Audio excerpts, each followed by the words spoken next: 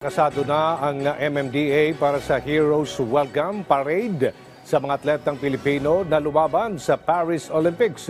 Mga float na gagamitin sa parada, nakahanda na rin.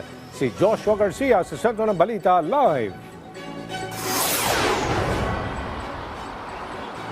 Yes, Aljo, nananatili magaan ang daloy ng trapiko dito sa magkabilang bahagi ng Rojas Boulevard malapit dito sa Dolomite Beach at US Embassy kung saan dadaan nga ang Heroes Welcome Parade mamayang alas 4 ng hapon. Aljo, hindi bababa sa 300 na tauhan ng MMDA ang nakadeploy ngayong araw para sa parada para sa ating mga atleta na naging bahagi ng Paris 2024 Olympics. Nakinabibilangan ng motorcycle, mobile patrol units, road emergency group at iba pa. Isa siyempre sa inaabangan na makita ng tao dito sa nasabing parada ang ating two-time Olympic gold medalist na si Carlos Yulo kasama ang iba pang atleta. Samantala, Aljo, nakahanda na rin ang mga float na gagamitin para sa parada na nakaabang ngayon malapit sa Aliw Theater.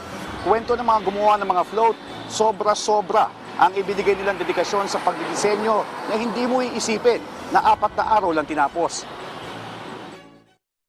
Para mabigyan natin ng pagpapalaga yung mga kanilang pinaghirapan at sa mga nanalo kay Yulo, mabibigyan nilang magandang influensya pa yung mga susunod na mga kalahok natin. Congratulations sa kanila kasi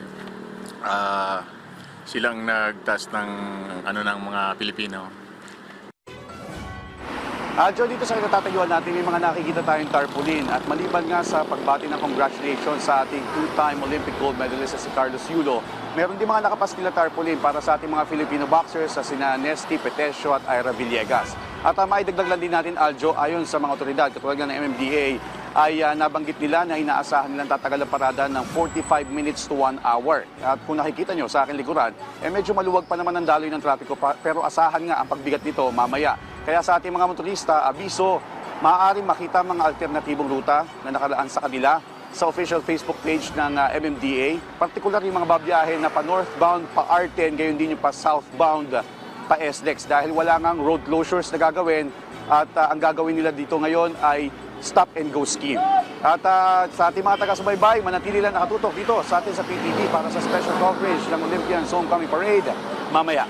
At yan muna ang mga pinakuling balita. Balik sa iyo, Aljo. Maraming salamat, Joshua Garcia.